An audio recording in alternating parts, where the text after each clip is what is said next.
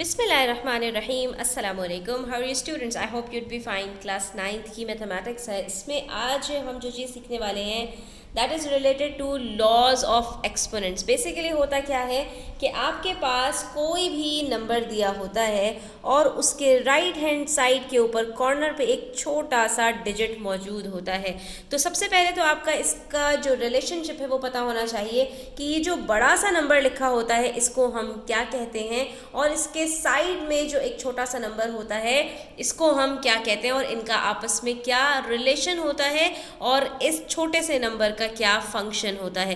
तो ये सारी चीज़ें हम आज डिटेल के साथ डिस्कस करने वाले हैं इस वीडियो के अंदर। तो वीडियो आपने एंड तक देखनी है, स्किप नहीं करना है। कहीं कोई बात समझ में ना आए तो फॉरवर्ड रिवाइंड करके चीज़ों को अच्छी तरह से समझ लेना है। तो स्टूडेंट्स स्टार्ट करते हैं आज का लेसन, और इसमें हमारे लिए जो सबसे इम्पोर्टेंट चीज़ है वो ये है कि हमें ये पता होना चाहिए कि हमें इसमें करना क्या है। सॉल्यूशन बहुत आसान है, सिर्फ और सिर्फ आपको इतना पता होना चाहिए कि इसको करना कैसे है। तो उसके लिए हमारे पास कुछ लॉज दिए गए हैं। सबसे पहले तो मैं आपको ये बता दूं कि ये जो हमारे पास एक बड़ा सा नंबर होता है इसको हम कहते हैं बेस नंबर, और उसके साथ जो छोटा सा नंबर होता है इसको हम 2-3 नामों से जानते हैं जो कॉमन नेम्स हैं इसके। वो एक्सपोनेंट भी कहते हैं, इसको पावर भी कहते हैं और इंडेक्स भी कहते हैं। तो हम यहाँ पर ये कहते हैं 3 raised to power 5 या 3:5। इस टू इसमें आप नहीं लगाएंगे, इसमें आप सिर्फ ये कहेंगे 3 to the 5th power या 3 to the power of 5। ठीक है, तो यहाँ पर कॉमनली जो वर्ड्स हम यूज़ करते हैं वो पावर का वर्ड भी यूज़ करते हैं और इंडेक्स का वर्ड भी यूज़ करते हैं। ठीक है स्टूडेंट्स, अब इसके अंदर ये जो इंडेक्स होता है it basically indicates the number of times कितनी दफ़ा you have to multiply this given base number. यानी ये जो बेस नंबर है हमें इसको अपने आप से कितनी दफ़ा मल्टीप्लाई करना है, ये इंडेक्स हमें ये बताता है। यानी कि मेरे पास 3 की पावर अगर 5 है तो 3 को मुझे 3 से 5 टाइम्स जो है वो मल्टीप्लाई करना है। तो इसको हम क्या कहेंगे कि 3 × 3 × 3 × 3 × 3। अक्सर बच्चे जो यहाँ पर गलती करते हैं वो ये कर देते हैं कि ये आपस में मल्टीप्लिकेशन का रिलेशन समझते हैं और 3 को उठाकर 5 से मल्टीप्लाई कर देते हैं। तो ये बिल्कुल गलत है। यहाँ पर आपने इस चीज़ को सबसे ज़्यादा समझना है कि ये जो बेस नंबर है इसको कितनी दफ़ा मल्टीप्लाई करना है, ये चीज़ हमें ये इंडेक्स बताता है, इसके अलावा कुछ नहीं। लेकिन इस इंडेक्स को हम अप्लाई किस तरह करते हैं तो उसके लिए हमारे पास कुछ रूल्स हैं, कुछ लॉज हैं। उसको अगर हम याद कर लें, समझ लें, तो फिर हमसे कभी भी कोई गलती नहीं होगी। तो सबसे पहली चीज़ स्टूडेंट्स, अगर हमारे पास बेस सेम हो और उनके बीच में डिवीजन हो यानी फ्रैक्शंस की सूरत में वो लिखे हुए हो, तो हमें पता है कि डिवीजन जो होती है वो हमारे पास क्या होती है, वो हमारे पास एडिड सब्ट्रैक्शन होती है। ठीक है, यानी कि सब्ट्रैक्शन को ही अगर हम बढ़ाते चले जाएं तो वो हमारे पास क्या बन जाती है, डिवीजन बनती है। और इसी तरह से अगर हमारे पास एडिशन को हम जो है वो आगे बढ़ाते चले जाएं तो वही हमारे पास मल्टीप्लिकेशन बन जाती है। ठीक है, तो हम इस चीज़ को जानते हैं कि एडिशन और मल्टीप्लिकेशन का क्या रिलेशनशिप है और डिवीजन और सब्ट्रैक्शन का आपस में क्या रिलेशनशिप है। तो जब भी एक्सपोनेंट्स की बात आएगी तो अगर वहाँ पर डिवीजन है तो आपने जाना है सब्ट्रैक्शन की तरफ, और अगर वहाँ पर मल्टीप्लिकेशन है तो फिर आपने जाना है एडिशन की तरफ। बस इस चीज़ को आपने याद रखना है। और जब भी आपके पास बेसिस सेम होंगी आपने सिंपली ये करना है कि आपने जो पावर्स हैं उसको सब्ट्रैक्ट कर देना है। अब आप चाहे तो यहाँ पर इस तरह से कर सकते हैं कि 3 आपके पास होल नंबर है जो कि आपके पास यहाँ पर बेस है, और पावर्स आपके पास ऊपर 5 है और नीचे 2 है। तो अगर आप ऊपर पावर को एज इट इज़ रहने देते हैं और नीचे वाली पावर को आप ऊपर लेकर आते हैं तो ये आपके पास हो जाएगी 3 raised to power 5 - 2। ठीक है, और यहाँ पर एक और तरीका भी हो सकता है, पहले हम इसको देख लेते हैं। इसका आंसर हमारे पास क्या आएगा, 3 5 - 2 क्या होता है, 3 होता है। और अब आप 3 को 3 टाइम्स मल्टीप्लाई करें यानी 3 3 are 9, 3 are 27, तो आपके पास यहाँ पर आंसर आ जाएगा 27। और अगर आप चाहें तो आप पावर को नीचे भी लेकर जा सकते हैं। तो अब यहाँ पर क्या होगा, आपके पास 3 के पास कुछ भी नहीं रहेगा, तो यहाँ पर हमारे पास आ जाएगा 1, और नीचे जो हमारे पास बेस है तो यहाँ पर हमारे पास 2 क्योंकि अपनी जगह पर है तो ये एज इट इज़ रहेगा, और 5 नीचे आ रहा है तो ये क्या हो जाएगा 2 - 5। लेकिन अब यहाँ पर जब आप इसको सब्ट्रैक्ट करेंगे स्टूडेंट्स तो आपके पास क्या बचेगा, -3। और जब भी आपके पास पावर जो आपकी है इंडेक्स है वो अगर नेगेटिव हो जाएगा तो आपने सिंपली ये करना है कि जो भी आपके पास बेस है आपने उसकी पोजीशन को चेंज कर देना है। अगर वो डिनोमिनेटर में है तो आप उसको न्यूमरेटर में ले जाएंगे, और अगर वो न्यूमरेटर में है तो आप उसको डिनोमिनेटर ले आएंगे, तो सिंपली आपकी जो पावर है वो पॉजिटिव हो जाएगी। तो यहाँ पर अगर मेरे पास 3⁻³ है, अगर मैं इस पूरे को ऊपर लेके चले जाऊँ तो ये मेरे पास बन जाएगा 3⁻3, जो कि हमारे पास अर्लियर यही आंसर आया था। इसका मतलब है हमारा आंसर बिल्कुल करेक्ट है। हमने 3⁻3 जब किया तो वो हमारे पास क्या बन गया, 27। ठीक है, आई होप स्टूडेंट्स आपको ये बात क्लियर हो गई होगी कि हम जो है वो न्यूमरेटर से डिनोमिनेटर में भी लेकर आ सकते हैं और डिनोमिनेटर से न्यूमरेटर में भी लेकर जा सकते हैं। कब, जब हमारी बेसिस सेम हो, तो हमारी जो पावर्स है वो आपस में सब्ट्रैक्ट हो जाती हैं।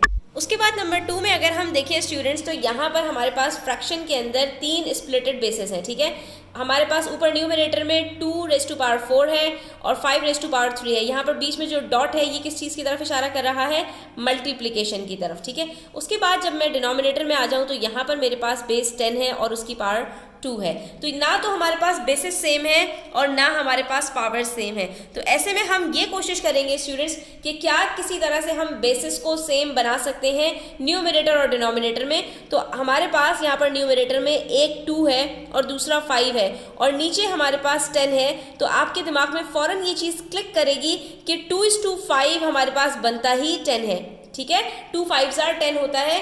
तो हम सिंपली यहाँ पर क्या करेंगे, जो बेस 10 है इसको हम स्प्लिट कर देंगे 2 × 5 में। अब ये कैसे करेंगे ज़रा स्टेप बाय स्टेप देखिए। अब यहाँ देखिए हमने किया क्या, हमने यहाँ पर जो 10 था उसको स्प्लिट कर दिया 2 × 5 में, और इसको ब्रैकेट में करने का मतलब ये है कि ये जो पावर ब्रैकेट के बाहर है ये दोनों के ऊपर अप्लाई हो रही है। ठीक है स्टूडेंट्स, मैं आपको प्रूफ करके भी दिखाऊंगी कि इसमें कोई मसले वाली बात नहीं है। और बच्चों याद रखो कि जो पावर होती है ब्रैकेट के अंदर तमाम बेसिस के ऊपर इक्वली अप्लाई होती है। तो ये हमारे पास कुछ इस तरह से बन जाएगा 2⁻2 और 5⁻2 और इनके बीच में भी इसी तरह से डॉट आ जाएगा, यानी मल्टीप्लिकेशन का साइन, जैसा कि हमने ब्रैकेट के अंदर रखा है। अब इस तरह से करने से हमें फ़ायदा क्या होगा स्टूडेंट्स कि इनके बीच में यहाँ पर भी मल्टीप्लिकेशन का साइन है और यहाँ पर भी मल्टीप्लिकेशन का साइन है।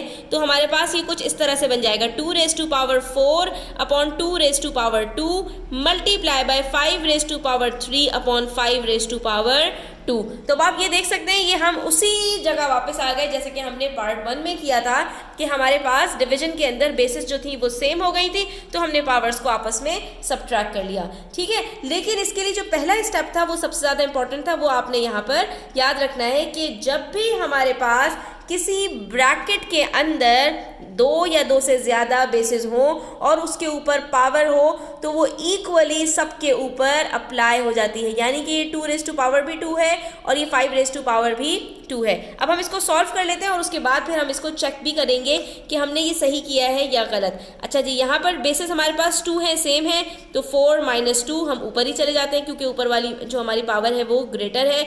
उसके बाद इधर देखें तो यहाँ पर 5⁻3 और नीचे 2 है, तो ये 5⁻3 - 2 हो जाएगा। यहाँ पर भी ऊपर वाली पावर हमारी ग्रेटर है, तो हमारी नीचे से बेसिस ख़त्म हो गई और सिर्फ हमारे पास ऊपर बच जाएगा 2⁻2 और उसके साथ हमारे पास 5⁻1। और जब भी पावर आपके पास 1 हो तो वो लिखने की ज़रूरत नहीं होती क्योंकि हर होल नंबर की पावर 1 ही होती है। ठीक है, तो ये 2⁻2 का मतलब क्या है, 2 × 2 दैट इज़ 4 और ये इसके साथ 5 है, 4 5s are 20, ये हमारे पास आंसर आ गया। ठीक है, तो देखा आपने कितना सिंपल था स्टूडेंट्स, इसमें कोई भी मसले वाली बात नहीं है। हाँ, यहाँ पर हम ये वाली चीज़ भी चेक कर लेते हैं कि क्या 10⁻² बराबर होती है 2⁻² इंटू 5⁻² के। तो ये देख लीजिए 10⁻² का मतलब क्या है, 10 इंटू 10 दैट इज 100, और 2⁻² का क्या मतलब है 4, मल्टीप्लाई बाय 5⁻² का मतलब 5 इंटू 5 दैट इज 25, और 4 25 आर 100। तो इसका मतलब है जब लेफ्ट हैंड साइड और राइट हैंड साइड आपकी बराबर हो तो ये आपके पास बिल्कुल करेक्ट है। ठीक है, तो यहाँ पर ये वाली बात भी प्रूफ हो गई हमारे पास कि अगर हमारे पास एक ब्रैकेट के अंदर 2 या 2 से ज़्यादा बेसेस हैं और उसके बाहर कोई पावर लगी हुई है तो वो इक्वली सबके अंदर डिस्ट्रीब्यूट हो जाएगी।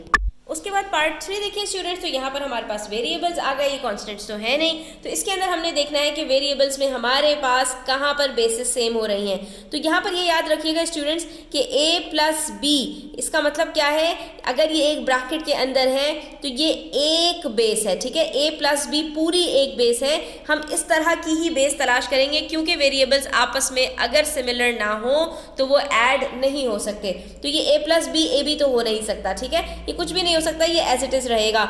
लेकिन हम नीचे देख सकते हैं कि a प्लस बी की सेम बेस हमारे पास मौजूद है। इसका मतलब है कि जब बेसेस सेम हो जाती हैं तो उनकी जो पावर्स हैं वो आपस में सब्ट्रैक्ट हो जाती हैं अगर डिवाइड हो रही हैं वो बेसेस। ठीक है, इसी तरह से दूसरी बेस हमारे पास c प्लस डी है, तो नीचे भी हमारे पास c प्लस डी मौजूद है। तो इसका मतलब है कि इसकी जो पावर्स हैं वो भी आपस में सब्ट्रैक्ट हो जाएंगी। कैसे, वो देख लेते हैं।